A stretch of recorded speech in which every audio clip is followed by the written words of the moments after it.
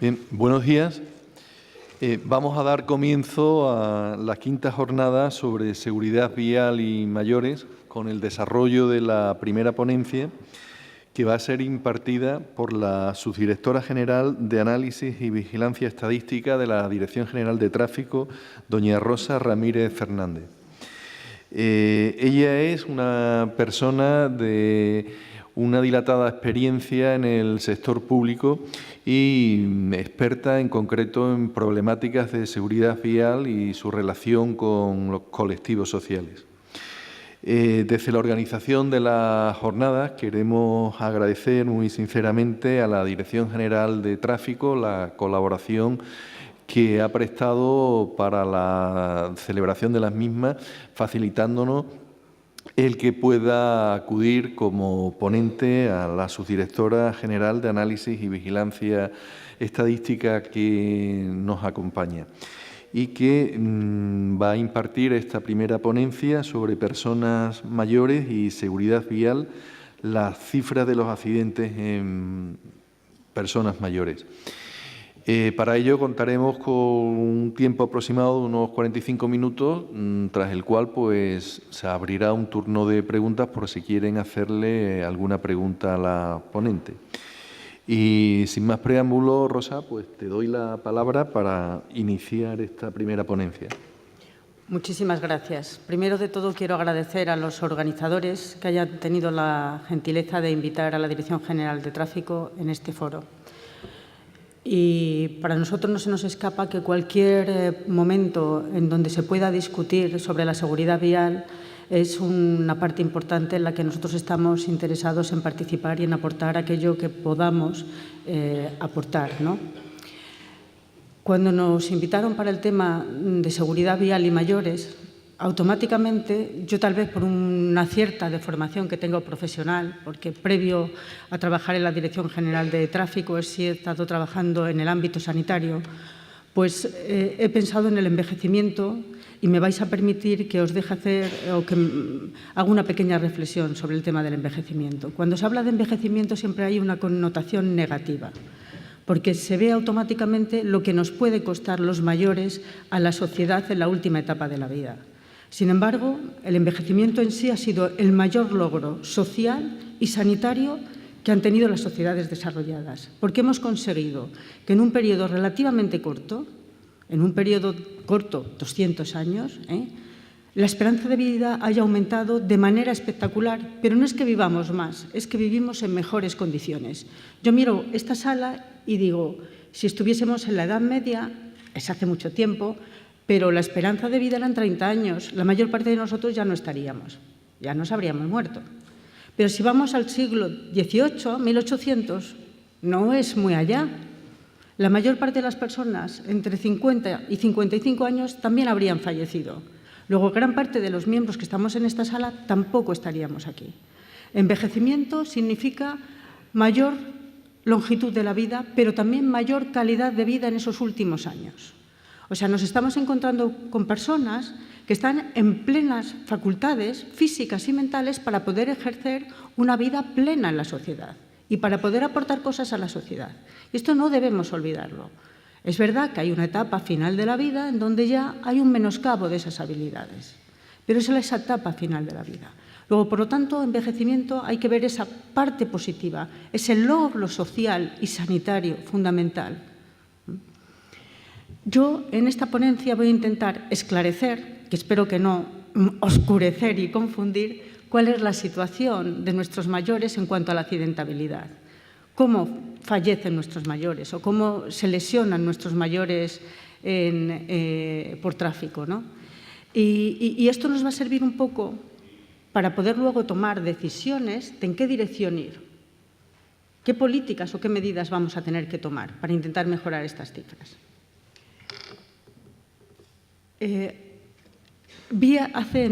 Cuando me plantearon que me preparase esta charla en sustitución de nuestra directora general, que por supuesto que ella se ha disculpado de no poder estar aquí, me puse a mirar a ver si había algo en los medios de comunicación sobre accidentes en mayores, accidentes de tráfico en mayores.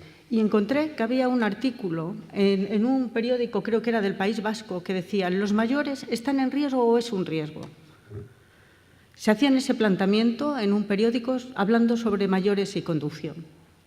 Y ahí os doy unos datos generales de cómo han ido evolucionando nuestra esperanza de vida. No sé si se ve bien, yo no lo veo, no sé si vosotros lo veréis.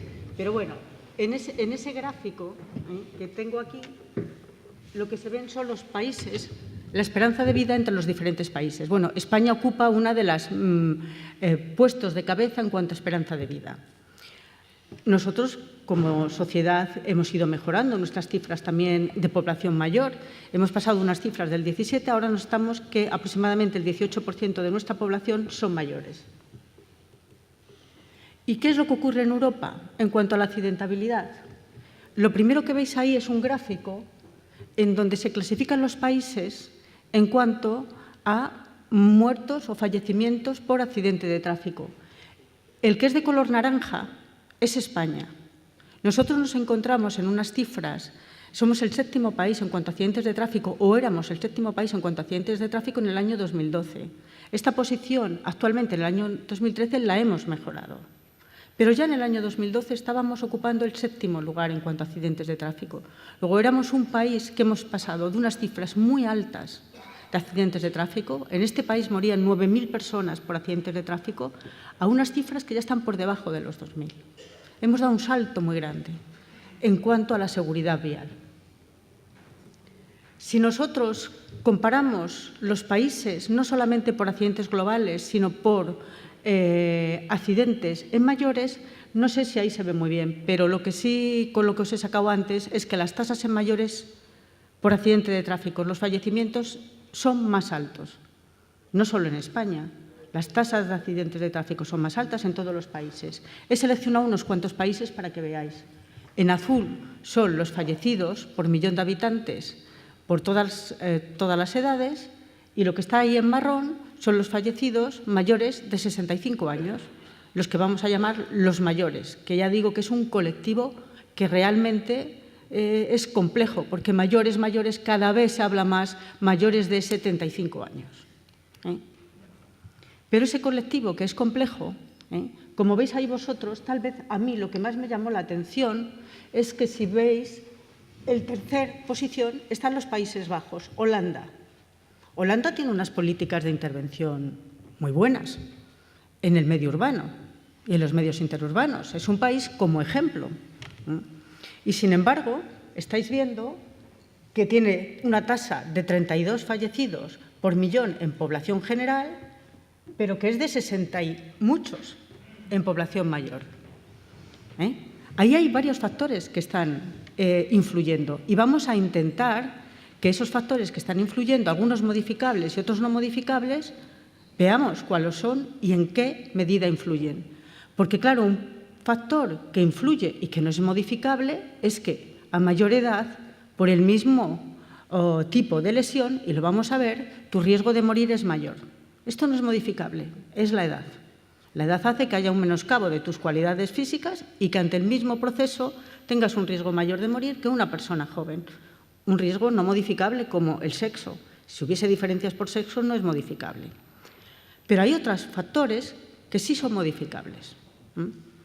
Tampoco es modificable que la sociedad avance a un mayor envejecimiento. Hombre, sería modificable, por supuesto, pero es que es deseable que avancemos.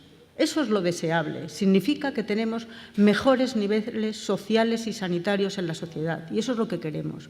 Luego, por lo tanto, sería un factor que tampoco es modificable. Cada vez va a haber más personas mayores de 65 años conduciendo, andando por nuestras ciudades, moviéndose. Es una maravilla. No lo queremos modificar.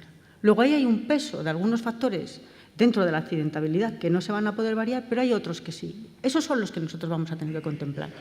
Los holandeses tienen buenos sistemas. Es mejorable, por supuesto. No me voy a analizar cómo tienen su accidentabilidad los mayores en Holanda, pero sí lo vamos a ver cómo lo tenemos aquí nosotros. Pero en todo caso que sepáis que más mayores, aun habiendo buenos sistemas, sistemáticamente se están produciendo mayores tasas de mortalidad en estas personas mayores que en el resto de la población. ¿Y qué es o cómo estamos nosotros en nuestro país? Bueno, en esta primera gráfica, que seguramente si habéis venido a más charlas las habéis visto un montón de veces esta gráfica. Aquí lo que nos encontramos es que en el año 1989 tuvimos ese pico enorme de la accidentabilidad con nuestros 9.000 fallecidos. Y en paralelo lo que estáis viendo es en azul cómo fue creciendo el parque de automóviles y en rojo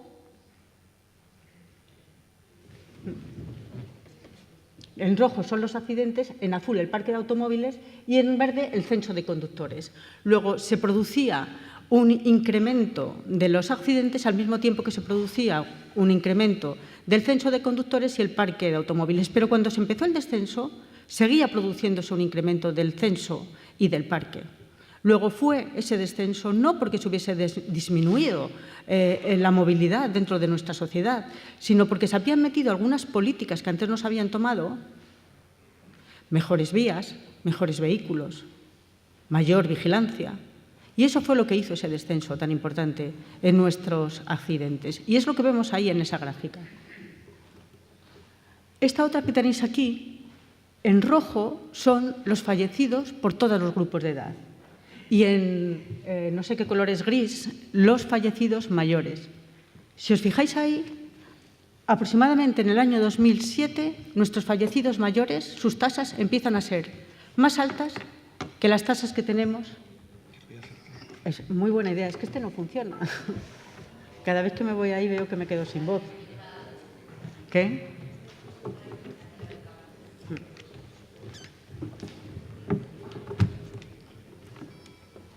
Bueno, en el año 2007, más o menos, es cuando se produce ese cambio, ese cruce, en donde nuestra población mayor empieza a tener unas tasas más altas que el conjunto de la población. Si nosotros esto lo analizamos por vías urbanas y por vías interurbanas, como ha dicho el defensor del pueblo, que ha tocado algunos puntos que digo, vaya, ya ha dicho el resumen de lo que yo voy a decir en alguna medida.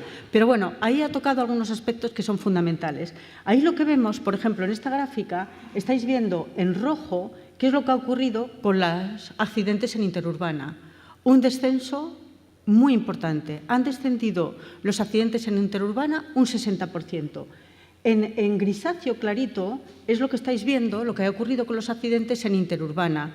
También hay un descenso importante en los mayores, pero no tan importante como el que se ha producido en población general. Hay una cierta estabilización que veíamos a partir del año 2008, en donde parece que no responden igual. Pero, sobre todo, lo que llama más la atención es lo que ha ocurrido en urbana. En urbana parece que está plano. Parece que los 10 últimos años, ese descenso que se ve mucho más ligero en todo el grupo de nuestra población, que es de un 30%, no se da en los mayores. Los mayores están estables casi en vías urbanas. Vamos, para que os hagáis una idea, los 4 últimos años la tasa es idéntica, es que no ha cambiado nada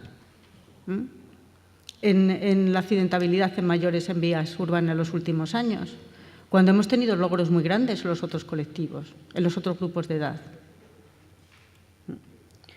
Y este es el peso que ha ido cogiendo en proporción los mayores sobre el total de accidentes. ¿Ahora qué nos encontramos? Pues ahora nos encontramos que en vías urbanas el 40% de los que fallecen son mayores. Y hemos pasado de unas cifras que eran del 22%. Esa estabilización que han seguido los mayores en la accidentabilidad en vías urbanas y ese descenso que se ha producido para el resto de edades ha hecho que ahora sea más o menos el 40% de nuestros heridos sean mayores. Pero voy a hablar de dos cosas y voy a explicar al mismo tiempo la importancia que tienen. Una de ellas es el parque de automóviles.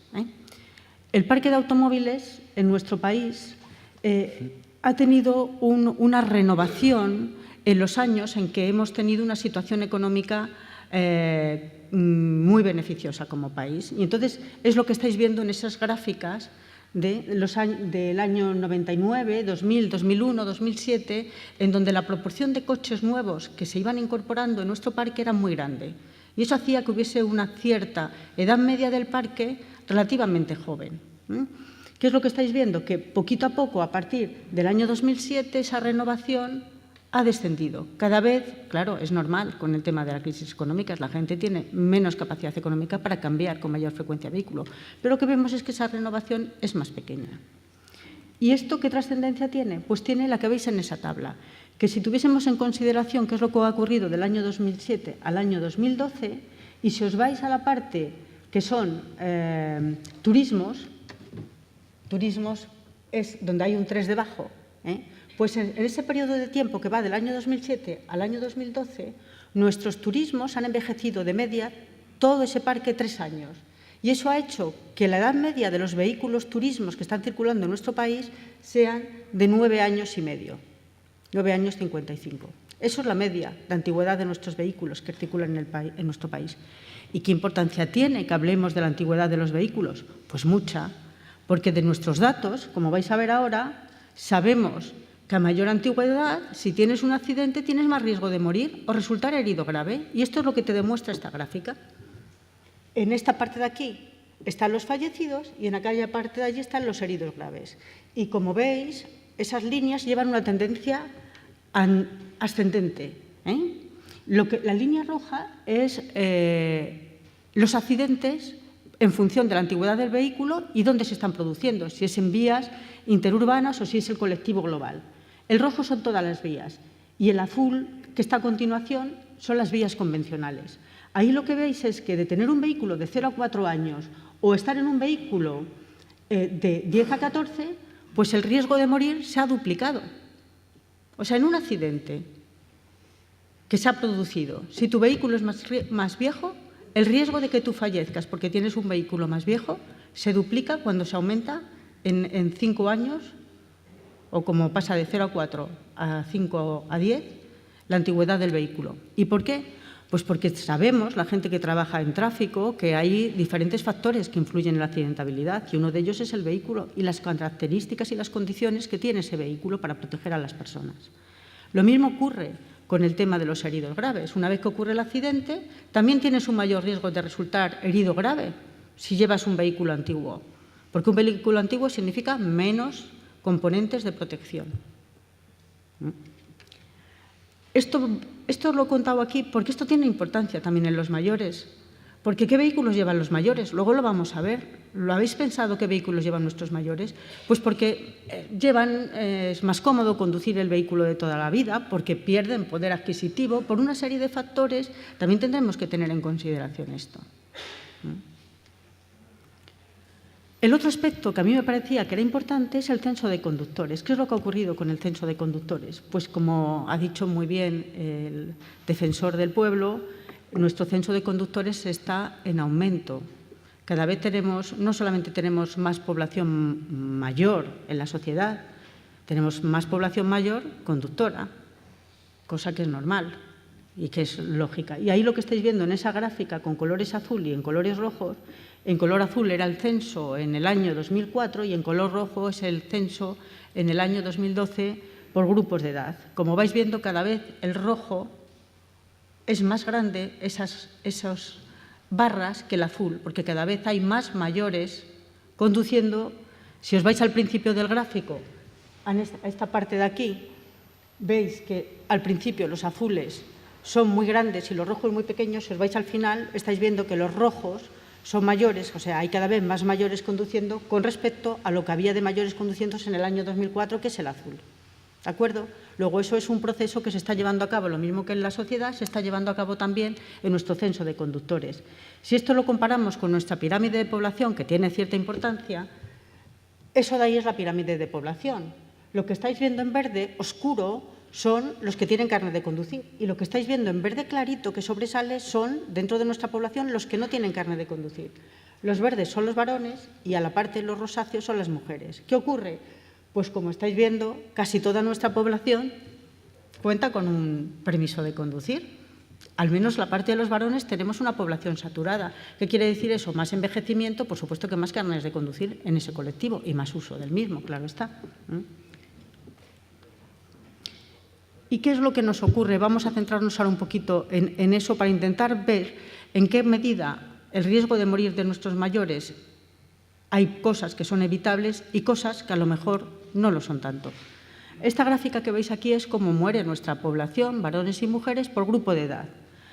¿Quién tiene los que menos mueren por accidentes de tráfico? La tasa más baja. La tasa es cuando tú tienes en relación o pones en relación los muertos con el tamaño de esa población. Si son de 0 a 14 años, tú calculas cuántos muertos tienes de 0 a 14 años por el total de esa población. Pues como veis aquí, los que tienen menor riesgo de morir son los más pequeños, de 0 a 14 años, aumenta de 12 a 24. Ahí, como es otra etapa que habéis discutido, también habréis valorado o se habrá valorado qué tipo de elementos o dentro de la movilidad está influyendo allí. Luego hay como una estabilización y se dispara de 65 a 74 años. Se produce un aumento muy importante de las tasas de mortalidad en esa población mayor. ¿Pero qué sabemos de los mayores? Pues de los mayores sabemos que el 38% de los que mueren en nuestro país son conductores, que el 16% son pasajeros y que el 46% son peatones. Luego, aproximadamente un 60 y tantos por ciento o son peatones o son pasajeros. No estaban en el volante cuando fallecieron estos mayores. El 36% eran, 38% eran los que estaban en el volante. El resto de los que han fallecido lo han hecho como pasajero o como peatón. Y por eso también hablamos ahí de colectivo vulnerable. Si eso lo comparamos con cómo fallecen, en qué situación el resto de nuestra población, quitando a las personas mayores de 65 años, pues sabemos que en el resto de nuestra población el 69% son conductores. ¿Y cuántos son peatones? Pues el 13%, frente a ese 46% de los mayores. Luego el patrón es muy diferente. Los mayores mueren básicamente o mayoritariamente o siendo peatones o siendo pasajeros. Y luego la parte en la que contribuyen o en la que están como conductores es menor que si lo comparamos con la población general. También es normal, por aquello que hablábamos, de que a partir de cierta edad esas características se pierden, hay un menoscabo y entonces pues o van como pasajero o van realmente como peatón y el rol que juegan como conductor pues va a ser menor.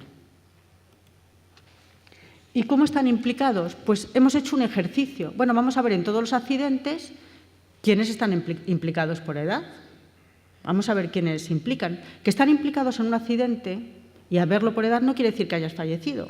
Tú puedes estar implicado en el accidente y ser un herido leve o resultar ileso. Podría ocurrir eso. O sea, es simplemente las personas que, como conductor, en función de su edad, se les ha visto implicado en un accidente. Y esta tabla, que no sé si podéis verlo o si hay que ser Superman para ver las cifras, me sospecho, eso suele ocurrir. Pues en esa tabla, aunque no lo podáis ver, sí que os lo voy a contar, pues de 24 años hay un 13% de implicados. De 34 años hay un 24% de conductores implicados. O sea, cuando hablo de 34 años es de 24 a 34, es los 10 años eso. De 44 a 54 hay un 17%, de 34 a 44 un 25%. ¿Cuánto es la implicación en esos accidentes de los mayores?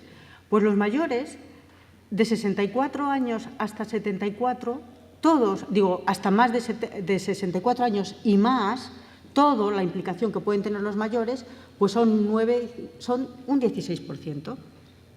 Están implicados en los accidentes como conductores. Luego, el resto de la implicación es para otros grupos de edad. Y como veis, por ejemplo, pues el grupo de edad de 14 a 24, un 13%, parece que es importante. El grupo de edad de 24 a 34, un 24%. Ese solo grupo de 10 años ya está más implicado que todos en la contribución que tienen los mayores en implicación en todos los accidentes en nuestro país.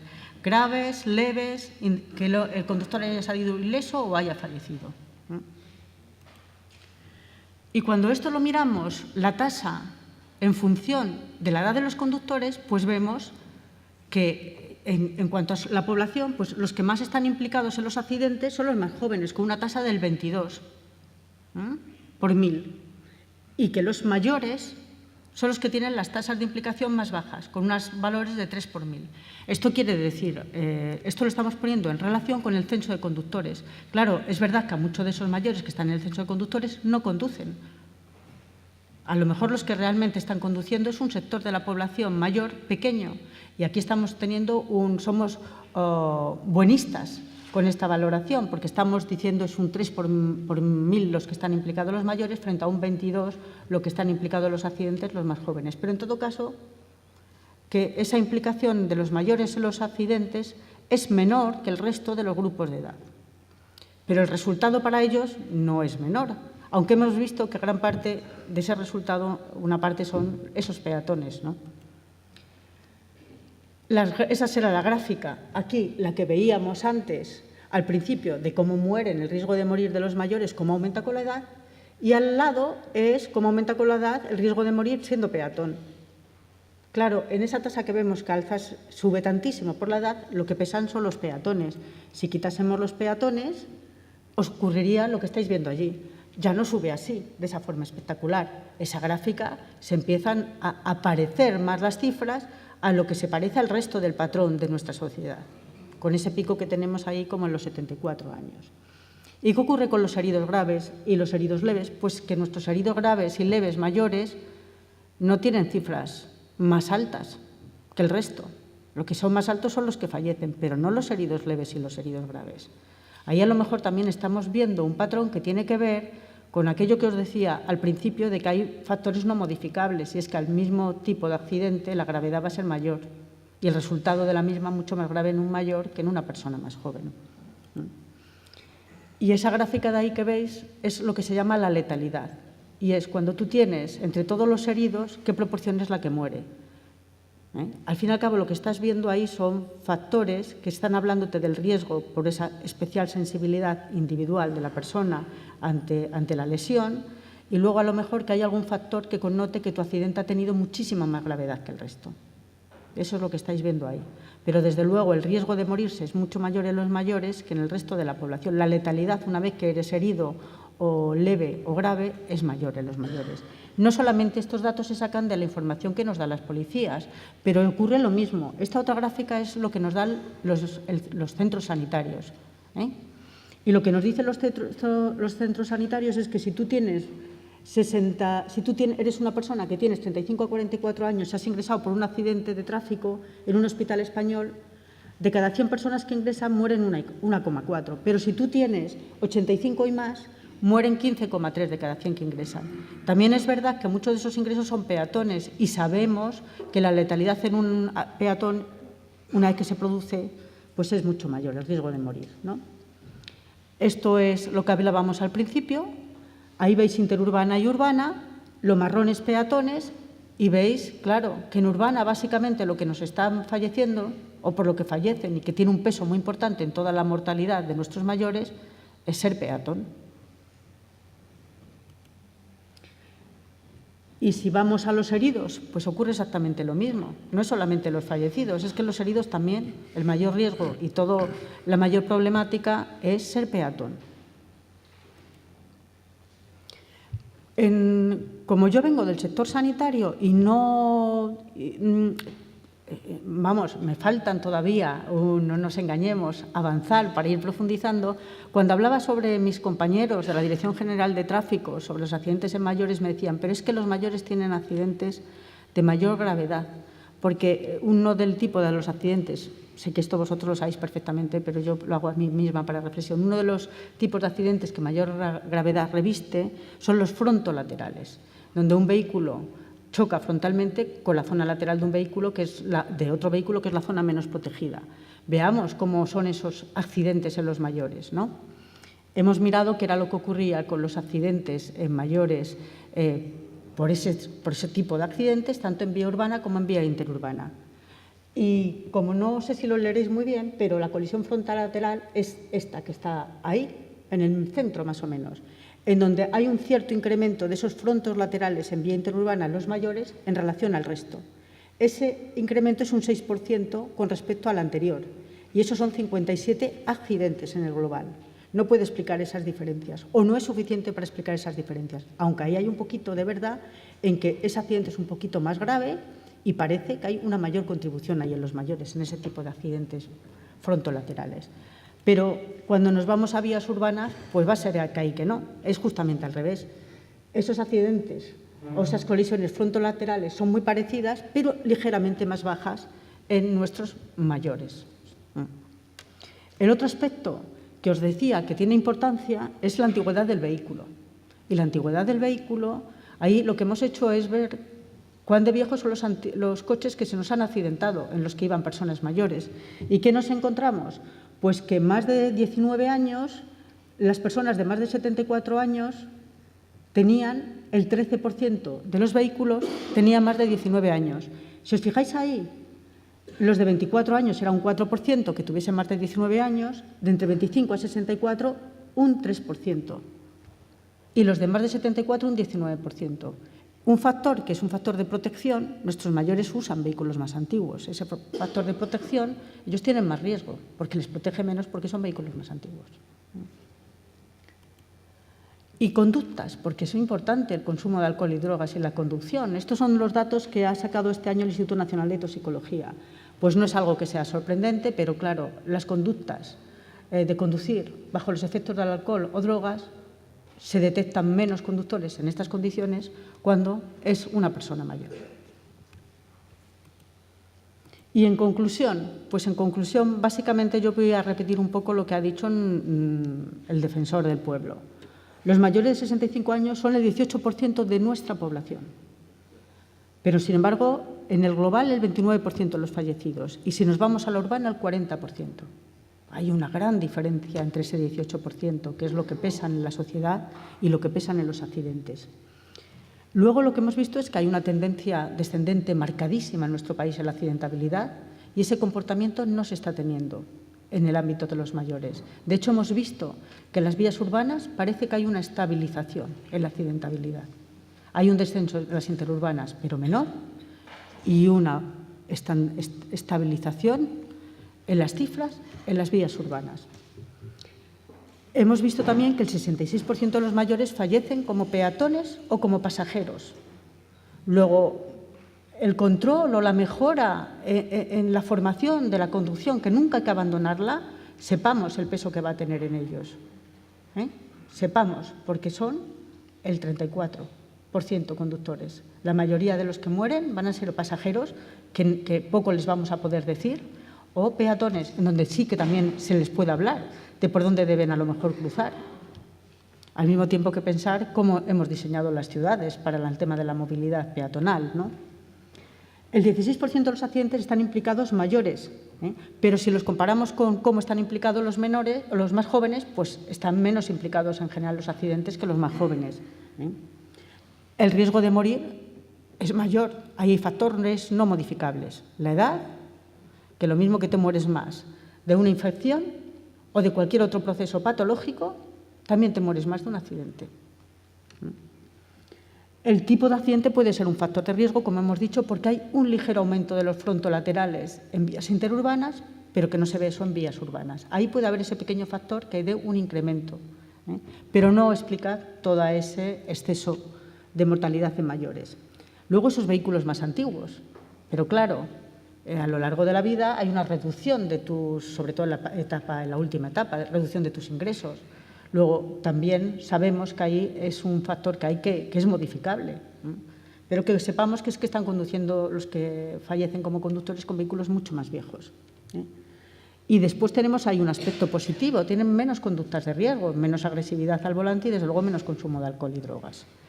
Nosotros, en el análisis que hicimos el año pasado de los datos, nos dimos cuenta de que esta situación discordante que se estaba produciendo entre el descenso de los accidentes en vías interurbanas y en vías urbanas.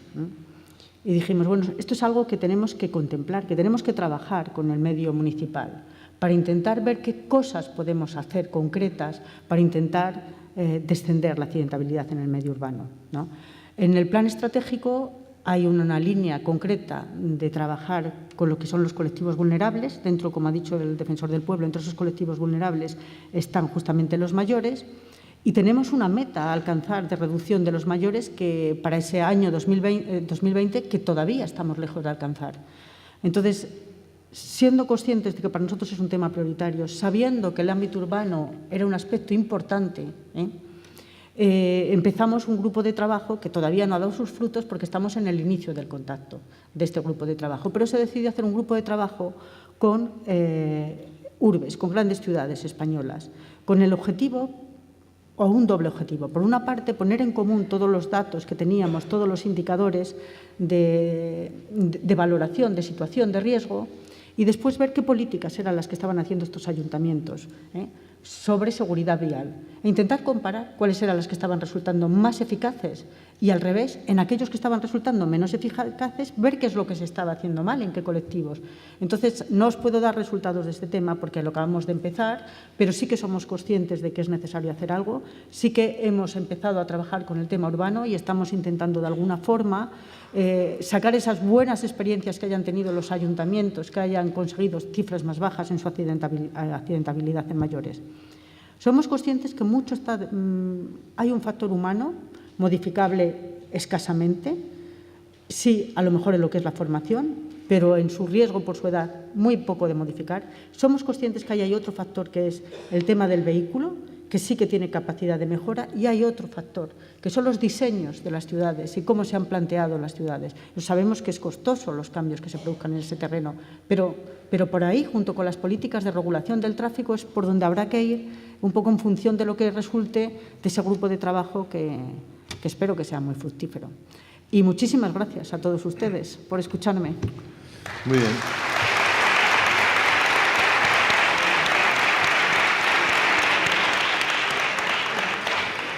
Bien, pues muchas gracias, Rosa, por tu interesantísima exposición, que además te has atenido al tiempo marcado escrupulosamente. Y vamos a iniciar una ronda de preguntas, así que las personas interesadas en hacer alguna pregunta a la ponente, por favor, levanten la mano y se les facilitará un micrófono para hacer la pregunta. Allí hay una, aquí hay otra.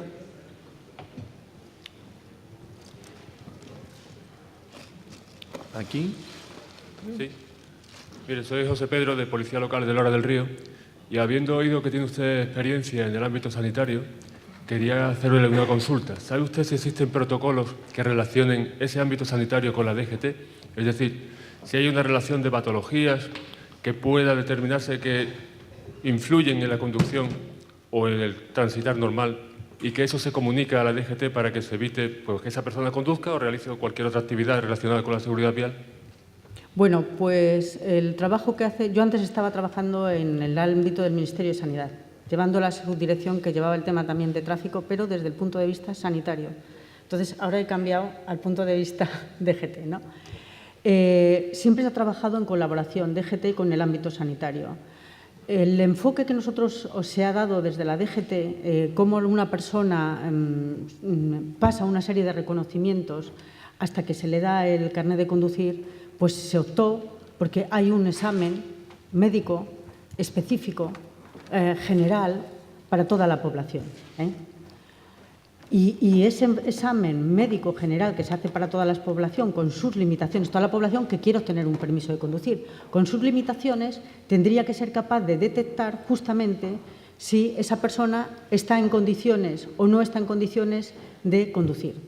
Cuando se plantea el tema, al sistema sanitario, el rol que puede jugar el médico, hay que ser muy conscientes de que si nosotros lo que pedimos es que un médico de atención primaria, que sería el elemento capaz de informar de esa situación a tráfico de la persona que es su paciente, se encuentra en una situación muy difícil, porque la relación médico-paciente se basa en la confianza.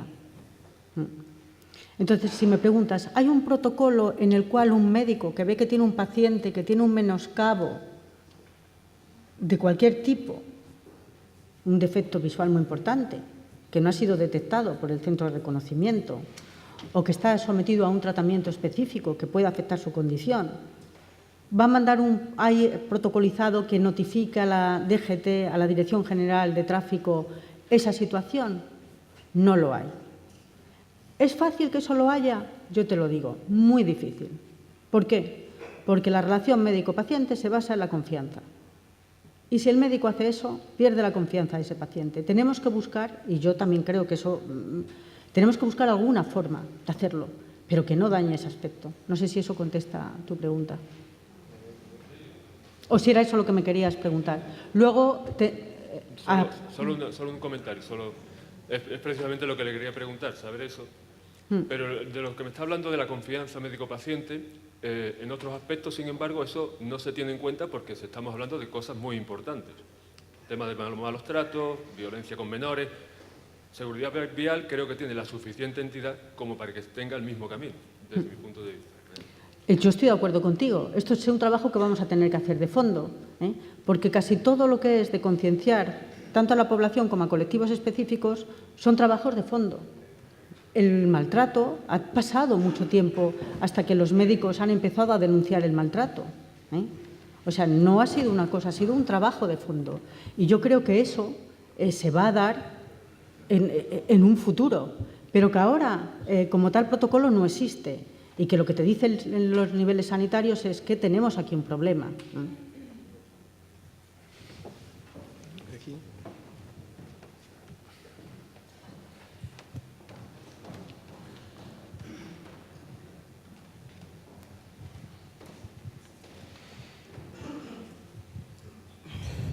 Hola, buenos días. Mi nombre es Eva González y soy de Policía Local de Vélez Málaga. Quería hacerle una pregunta al hilo de lo que ha comentado el compañero y otra sobre la formación. Desde la DGT, cuando he hablado con los médicos sobre la formación de mayores y cómo me podían ellos echar una mano en esa formación, le dimos la vuelta a lo que usted ha dicho. Y es que no que los médicos digan a DGT que sus pacientes no tienen capacidades ya para conducir, sino que al contrario, sea la DGT la que dé material y medios a los médicos para que ellos en consulta se lo faciliten a sus pacientes. La confianza médico-paciente, sobre todo a esas edades, es importantísima y para una persona de esa edad, el que su médico le dé esos consejos y le diga, le informe de cuáles son sus limitaciones a la hora de conducir, les hace a ellos más efecto. Son mayores, tienen capacidad de decisión y ellos lo que hay que conseguir es que ellos sean conscientes de sus limitaciones y sean ellos los que dejen de conducir, los que pasen de ser conductores activos a pasajeros. Esa sería, si hubiera se podría crear algún método, alguna forma de que a los centros de salud, a los médicos de cabecera se les diera información, no solo sobre las limitaciones físicas y psicofísicas, sino también sobre la Polimedicación. Es que un anciano tiene muchas medicinas que pueden interactuar entre ellas para la hora de la movilidad. Yo estoy de acuerdo contigo. No solamente eso, sino que a lo mejor entendí mal a tu compañero cuando me habló de un protocolo. Pensaba que era un protocolo de relación directamente con el médico, con la DGT, para decir este paciente no tiene las condiciones adecuadas para conducir, como un protocolo de comunicación a la Dirección General de Tráfico. Y eso no está. Pero lo que sí que es cierto es que los médicos en atención primaria sí que tienen protocolos de recomendaciones a los mayores. Y dentro de esos protocolos de recomendaciones a los mayores, los médicos están funcionando por sociedades médicas, asociaciones médicas, tienen recomendaciones para cuándo no debe conducir. Y eso lo hacen a sus pacientes. A lo mejor ahí la DGT puede jugar un papel de estimular que se haga más. Ese trabajo se ha hecho desde el ámbito sanitario en colaboración con la DGT por estímulo de la DGT, de que recomendaciones que hay que hacer a los mayores sobre conductas habituales en su vida. Pues mira, tú no debes conducir ahora pues porque estás tomando estos medicamentos y esto te puede hacer que te produzcan mareos. O sea, que ese tipo de información sí que se le da. ¿Que se puede potenciar eso? Por supuesto. ¿Que las personas mayores escuchan mejor al médico que al resto con este tipo de recomendaciones? Por supuesto. Pero pensar que el problema que estamos viendo no es como conductor, es como peatón y como pasajero. Pensar esto, que es que esto es fundamental. Porque si no parece que culpabilizamos a la persona mayor del accidente. Y yo tal vez, a veces cuando lees algo sobre el tema de mayores, mayores en riesgo, mayores un riesgo, los mayores lo que más están es a riesgo.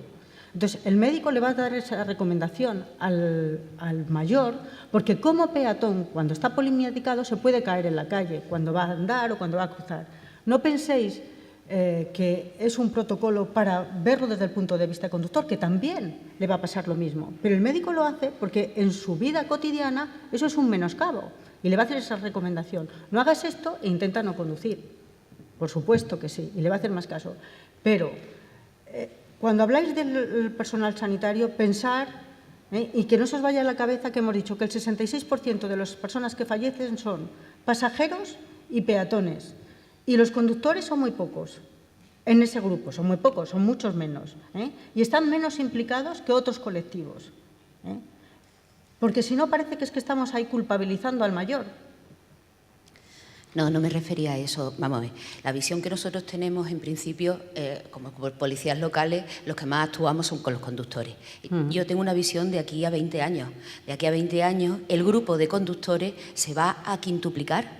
El grupo de conductores de esa edad, todos los que se sacaron el carnet de conducir en los años 60 y 70, van a llegar ya a tener esa edad. Y se va a aumentar muchísimo el grupo de conductores de esa edad. Es con vistas a medio y largo plazo. Ahí entraría también la revisión de los carnets por parte de la DGT. A partir de los 70 es cada 2 años. En una persona de 70 años, a partir de 2 años, en 6 meses se ha podido deteriorar muchísimo su salud. La intención sería si se pudieran acortar los plazos y sobre todo si se pudieran reducir las tasas, hacerlo incluso gratuito. ¿Por qué? Porque a partir de los 65 baja muchísimo el nivel económico de los conductores, de las personas que tienen que depender de una pensión, y el hecho de tener que ir a hacer una revisión del carnet de conducir les cuesta porque además de su pensión están viviendo en estos tiempos su familia, con lo que no se hacen las renovaciones. Y siguen conduciendo, vaya. Les caduca el carné, pero como no se les retira, que ya no se retira el carné a los que han caducado, pues ellos siguen y ya está. De todas formas, yo sí creo que el sanitario tiene que jugar un rol más importante en todo el sistema, ¿sabes? Que eso yo creo que se va en esa línea, de intentar cada vez colaborar más para que el sanitario colabore más en la detección de aquellas personas que realmente no tienen sus capacidades para seguir conduciendo. Pero en todos, la población. No centremos esto que sea lo básico en los mayores, porque es en los mayores, pero es en el resto de colectivos. De hecho, muchas veces los mayores, cuando ellos empiezan, y por el tipo de cómo se va forjando en general el carácter de las personas con los años, cuando el menoscabo es muy importante, ellos mismos dejan de utilizar el vehículo. Pero vamos, ahí hay que hacer que haya un rol mayor de los sanitarios que participen en ese tema, pero para todos los colectivos. No pensemos que es que esto sea porque es un problema especial de mayores. Es un problema en general en la conducción y hay que hacer que participen más. Y la última pregunta para dejar a los compañeros. En cuanto a formación, por favor. La formación de mayores. Usted ha dicho una cosa con la que no estoy de acuerdo. El factor humano poco modificable en cuanto a la formación. El colectivo de mayores es de lo más agradecido que hay. Lo que pasa es que hay pocos medios y poco tiempo para dedicarles.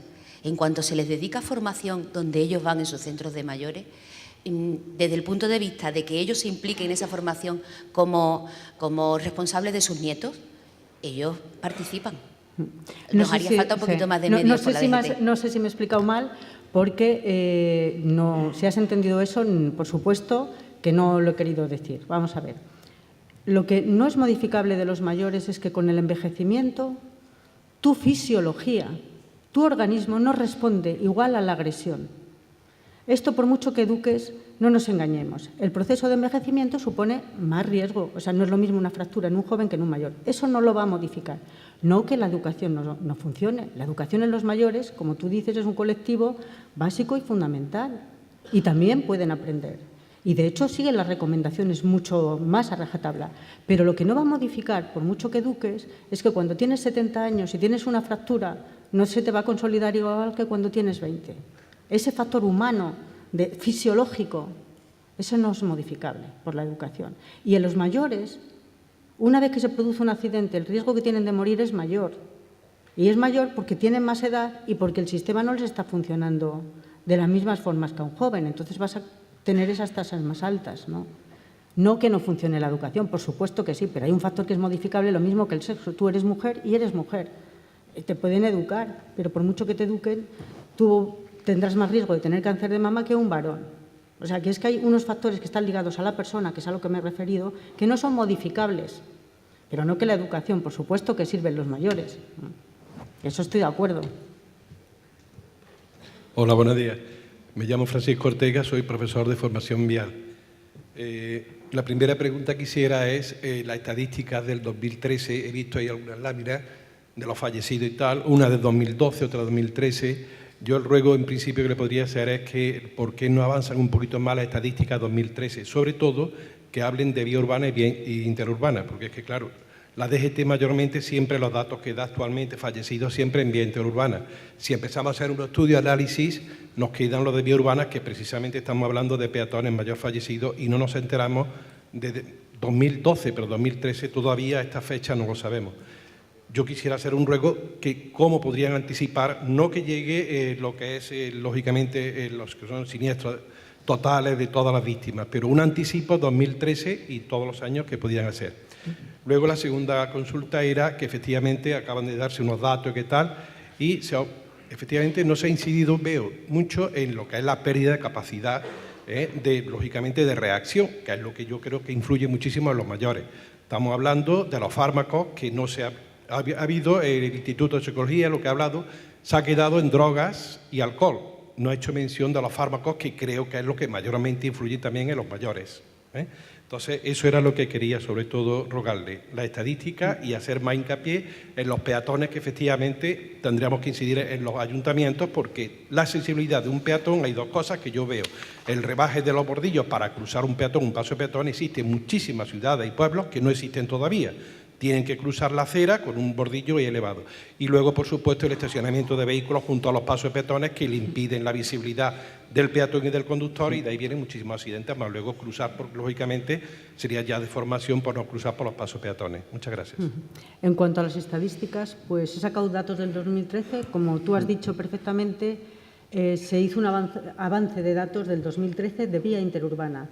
¿Por qué? Pues porque las policías, tanto la Ertzaintza, la Guardia Civil de Tráfico, por supuesto, porque es la base, como los Mossos, dan una información día a día. Entonces, esa información rápidamente la cierras. De todas formas, en nuestro país, este año vamos a cerrar todas las estadísticas y va a ser la presentación del informe ahora en junio. Se va a presentar el informe del año 2013. Antes de junio es imposible. ¿Por qué? Pues porque sabéis que hay un indicador internacional, que es el que se usa, que son muertos a 30 días. O sea, que tú para cerrar tus datos y poder hacer el comparativo tanto interno como interno, tienes que esperar, porque se considera fallecido de tráfico una persona que muere en el momento del accidente hasta 30 días. Si tú murieses después de 30 días de haber ocurrido el accidente, ya no se te considera accidentado de tráfico, a nivel de estadísticas internacionales. Entonces, ¿qué es lo que ocurre? Que nosotros cruzamos nuestros fallecidos y nuestros heridos graves con los datos que da el Instituto Nacional de Estadística de nuestros fallecidos españoles. En España fallecen al año pues 480.000 personas, entre 380.000 y 400 y pico mil personas. Entonces, lo que hacemos es, cuando el Instituto de Estadística cerró la base de datos y la cierra en mayo, nosotros cruzamos todos nuestros heridos y ahí buscamos los que han fallecido, que no los tenemos recogidos porque han ido al hospital y a lo mejor esa información no está, y ahí vemos quiénes son los que han fallecido después de 30 días. Entonces, difícilmente se puede hacer después de mayo, o sea, antes de mayo, difícilmente. O sea, es casi imposible eso. Pero la verdad es que creo que los datos que nosotros sacamos o que saca la Dirección General de Tráfico en cuanto a oportunidad, no hay que ir nada más que a las estadísticas. Somos de los organismos que cerramos con mayor prontitud todas nuestras bases de datos. Pero es que también lo somos en Europa, ¿eh? No vayas a creer que es que a nivel europeo lo estamos haciendo peor, no. Que las cosas nos gustaría hacerlas en el momento que ocurre, se cierra el año, se cierran los accidentes, pues sí, pero eso no sería verdad, porque al menos tienes que esperar un mes desde que ocurrió el accidente para saber si esa persona ha muerto o no por tráfico. Y ya te digo que, dadas las características que tiene el sistema, no permite el cierre más temprano. De hecho, este año vamos a cerrarlo el máximo que se puede cerrar de prontitud esta información. Y hay un apartado, ya el año pasado sacamos datos sobre vías urbanas. Este año la parte de vías urbanas va a ser más amplia en el informe que sacamos anualmente, porque hemos pensado que, viendo un poco cómo no ha seguido el mismo patrón el descenso de los accidentes en vías urbanas que en vías interurbanas, merece la pena profundizar. Y, de hecho, vamos a trabajar en un monográfico luego, aparte de vías urbanas, porque somos conscientes que eso hay que profundizarlo, que hay que saber más de qué es lo que está ocurriendo en el término o en el ámbito urbano. Y con respecto al otro que dices, yo vuelvo a insistir. Polimedicación, los mayores están polimedicados, pero también lo está en el resto de la población. La polimedicación no es exclusiva de la población mayor. Por ejemplo, enfermedades psiquiátricas con tratamiento importantes, quitando la demencia, no son los mayores las que las tienen con mayor frecuencia. O sea, tratemos a los mayores en este sentido, no con prejuicios. No lo hagamos con prejuicios, que a veces a mí me da esa sensación, que estamos tratando a los mayores prejuzgando ya cosas. Cosas que otros colectivos y otras áreas dentro de la sociedad tienen un peso mayor. No los tratemos prejuzgando. Que yo a veces, eso es lo que me da miedo de esta visión que se tiene del mayor. Contribución a los accidentes, el 30% son conductores, de los que mueren mayores, con unas tasas 40%, o sea, 40% están por encima del resto de los fallecidos en todo el grupo, cuando son que es muchísimo.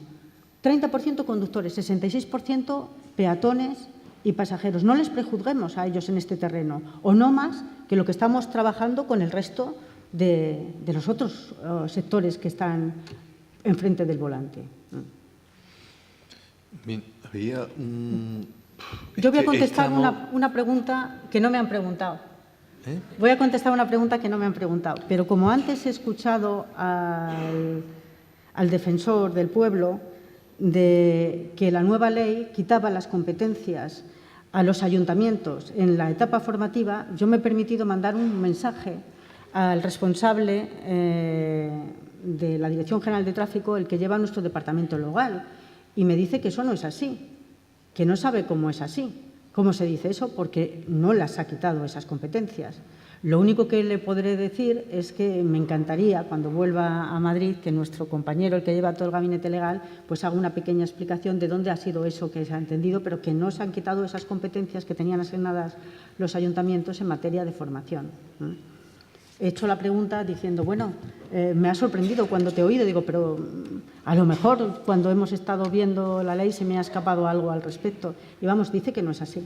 Entonces, de todas formas, esa cuestión que tienes, yo encantada se la pasaré al que lleva nuestro gabinete legal, pues para que te conteste qué es lo que ha podido dar lugar a esa equivocación.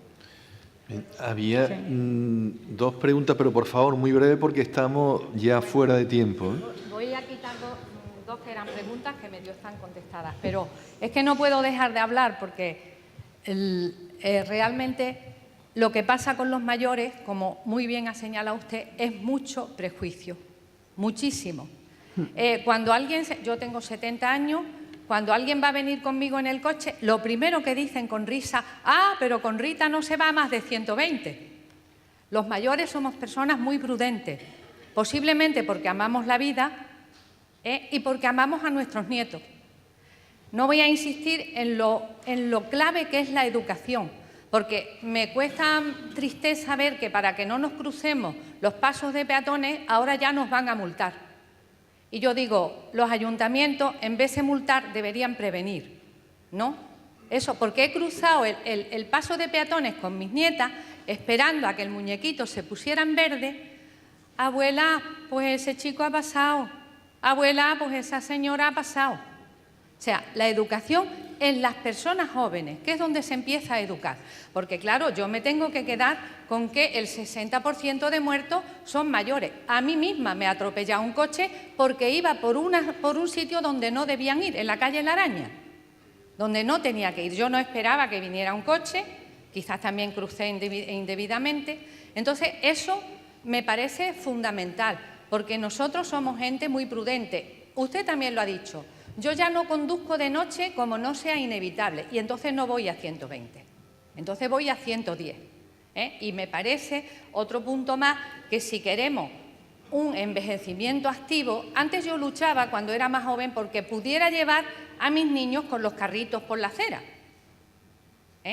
Ahora pido poder ir yo por la acera, sin tenerme que bajar, que esta misma mañana me ha pasado, porque no podía pasar entre un coche y otro para cruzar.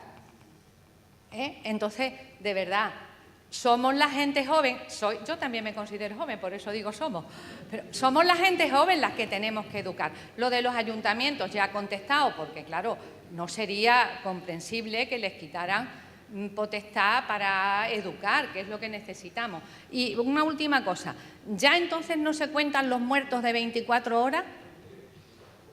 También. Se saca el informe 24 horas. Lo que pasa es que, claro, una persona que muere por tráfico no solamente es el que ha muerto las primeras 24 horas. Claro, es que antes era lo que se hacía, ¿no? Sí, pero también muere por tráfico una persona que muere a la semana, porque las secuelas han sido muy importantes, claro. Sí, eso. Hasta Yo es que vengo de una asociación DACE que atendemos en los años 90, el boom fue traumatismos cráneoencefálicos, entonces el tema de la conducción me interesa mucho y ahora me interesa como mayor. Vamos a hacer la otra pregunta ya y terminamos para que responda.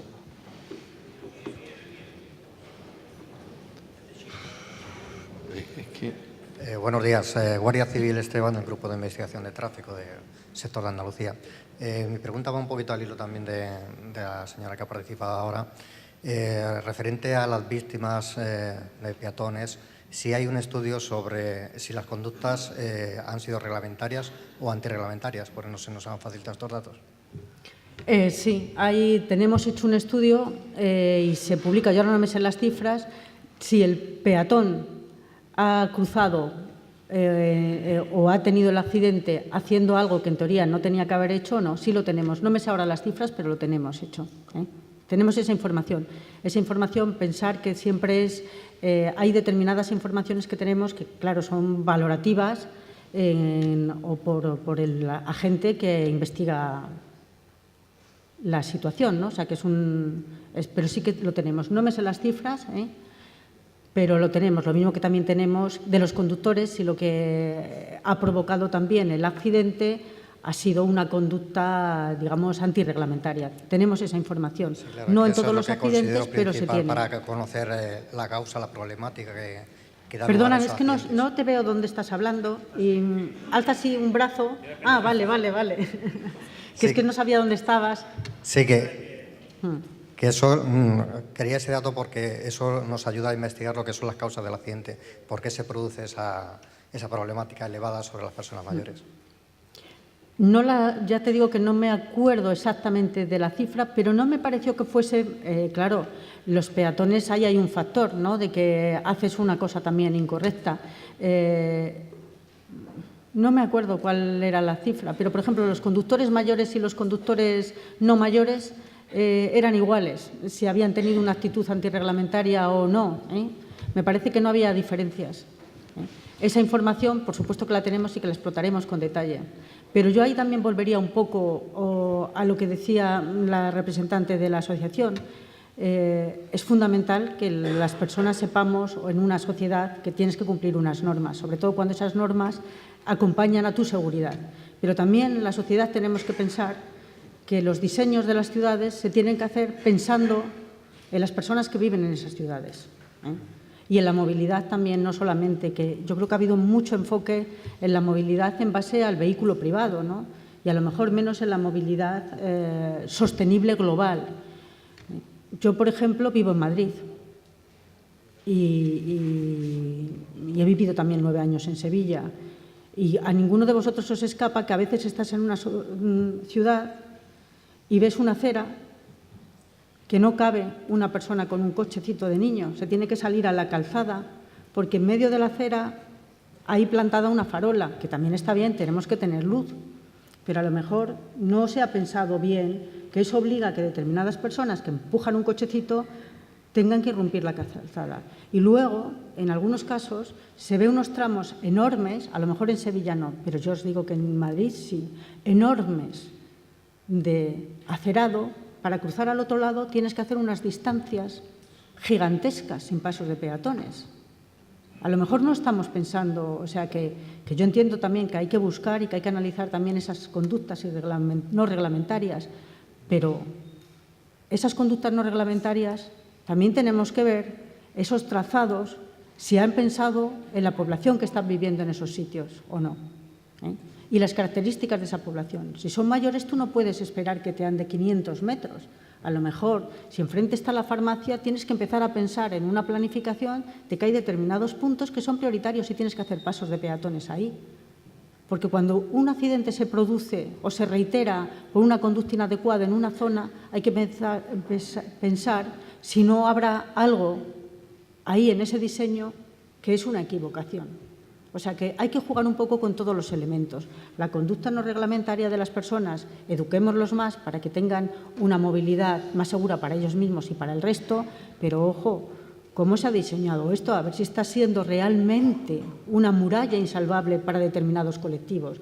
Las personas que empujan un cochecito, las personas que son más mayores y que tienen una cierta movilidad reducida, las ciudades tienen que ser para todos y debemos pensarlas para todos, ¿no? Sí, gracias. Sí, gracias por la oportunidad que me dais para poder hablar. Mi lenguaje es un lenguaje muy sencillo, del pueblo. Precisamente, habiendo nacido aquí jugué a la pelota cuando esto era un solar, para que tenga unas ideas, y tengo 82 años, conductor hasta hoy con el carnet de autobús. Quiero hablar de un capítulo que puede recogerlo ahí.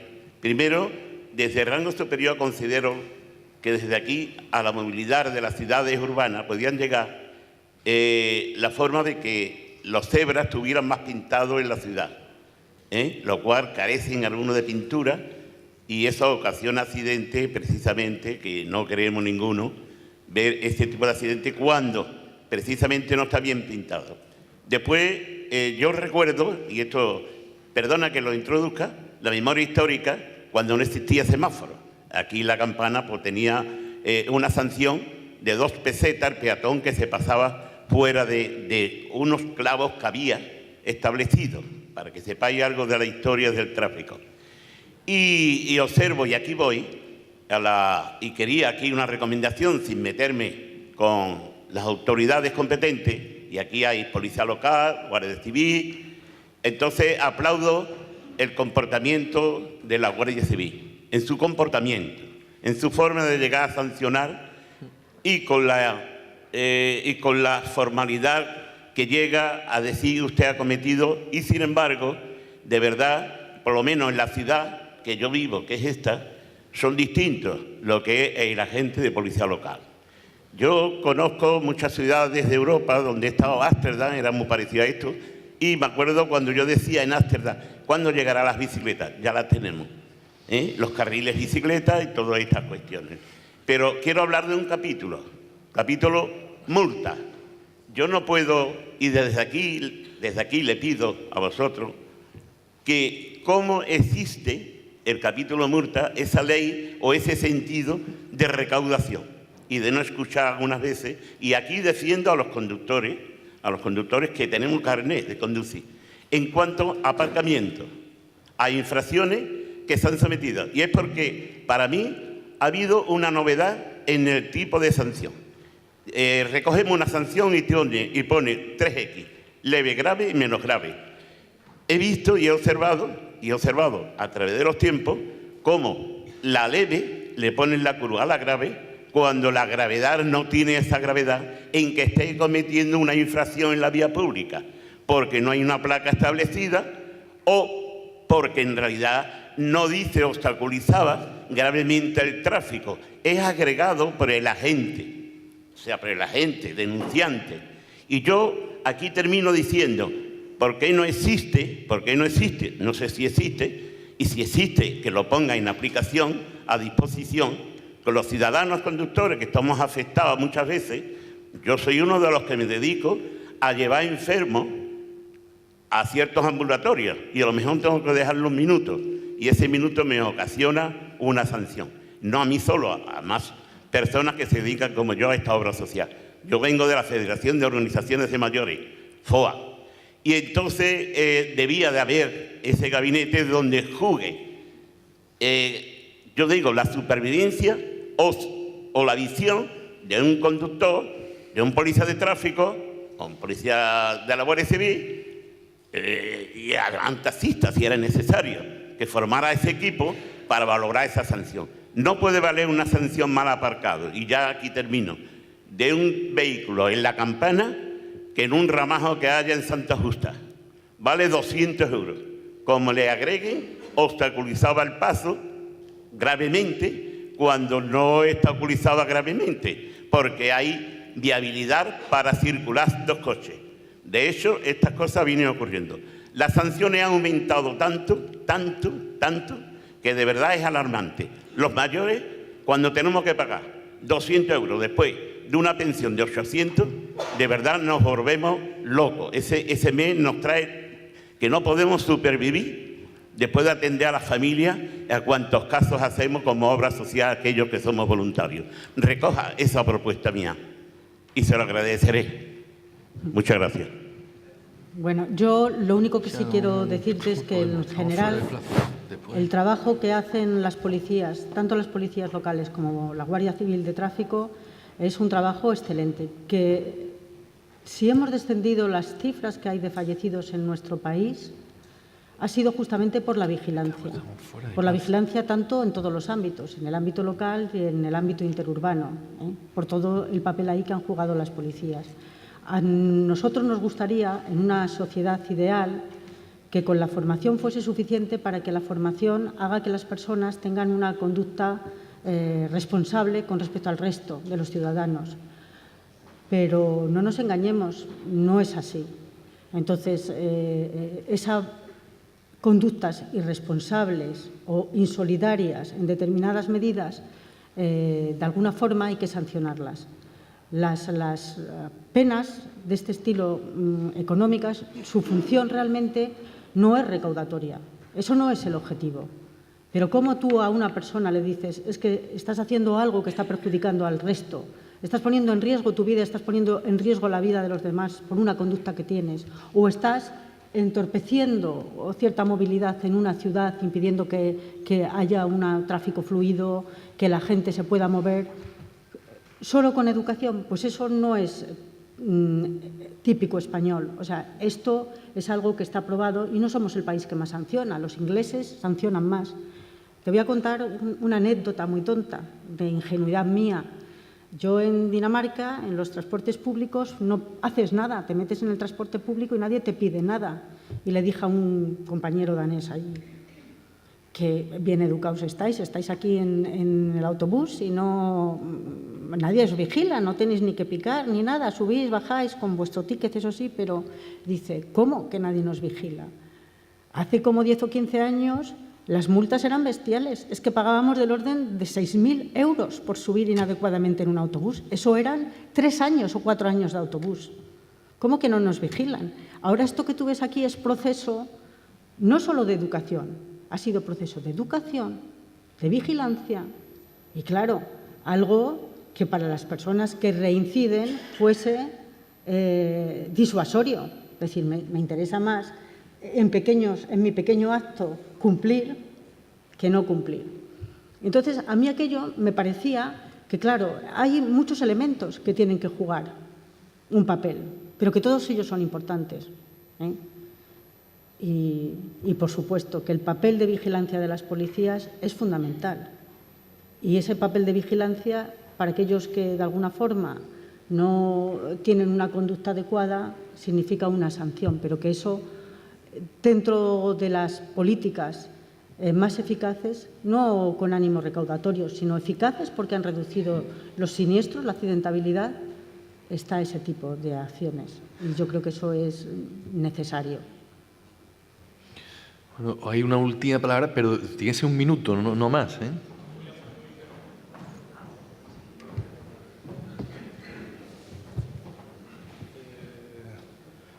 Mi nombre es Alfonso García Muñoz, soy jefe de la Policía Local de Carmona, una pequeña ciudad cercana aquí, y gracias a la señora Rosa Ramírez de la DGT por esta última defensa de las policías locales.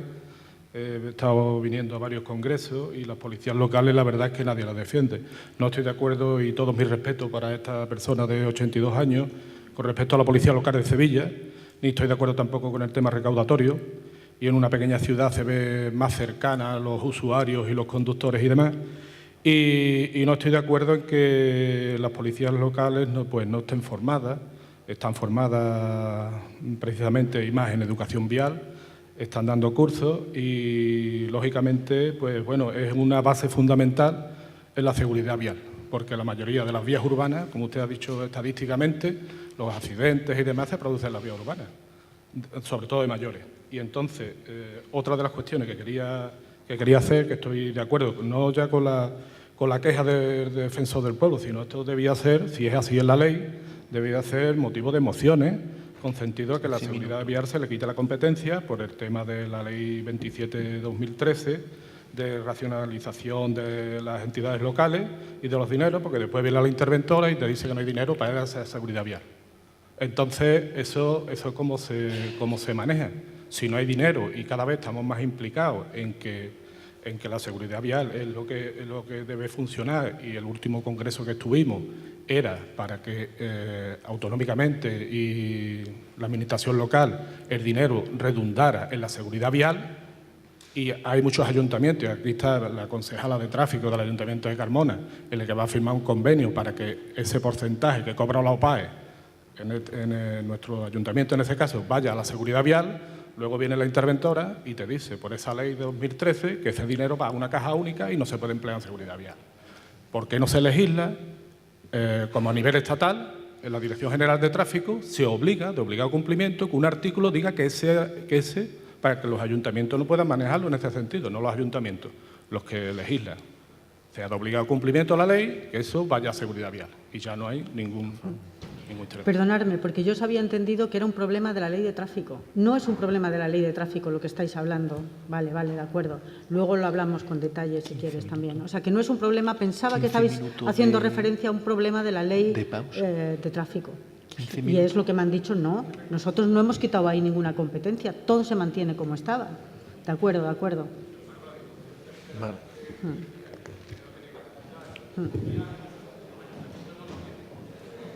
Bien, perdón. Muchas gracias, Rosa, por tu intervención y por la participación de todos ustedes. Damos por concluida esta primera ponencia. Ahora, como nos hemos pasado de tiempo, la pausa se va a reducir a 15 minutos nada más y a las -15 empezamos con la segunda ponencia.